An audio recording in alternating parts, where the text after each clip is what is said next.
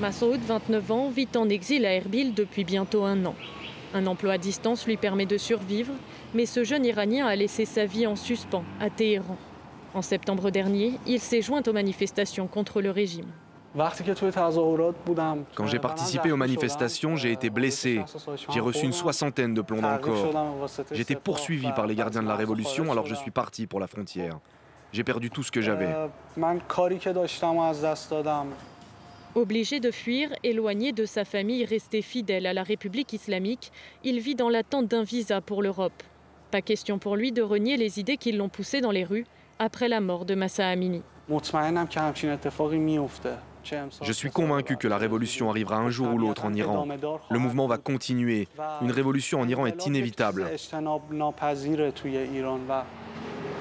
Le nombre exact d'Iraniens réfugiés au Kurdistan irakien reste inconnu. Une partie d'entre eux ont rejoint les rangs des groupes armés kurdes d'opposition à Téhéran, actifs depuis 40 ans.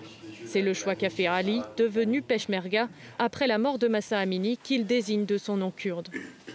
La nuit du 40e jour de deuil après la mort de Gina, je suis sorti de chez moi pour participer aux manifestations. Je suis fier, je l'ai fait pour mon peuple et pour la liberté des Kurdes. J'ai perdu un œil, je veux prendre ma revanche. La tension monte contre ces groupes armés. Téhéran et Bagdad se sont mis d'accord, ils doivent être démilitarisés et les camps proches de la frontière évacués, avec un ultimatum fixé au 19 septembre.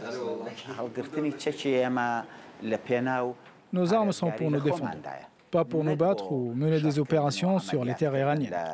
Ces dernières années, la République islamique a déjà mené des actions violentes contre nous pour nous repousser et nous désarmer.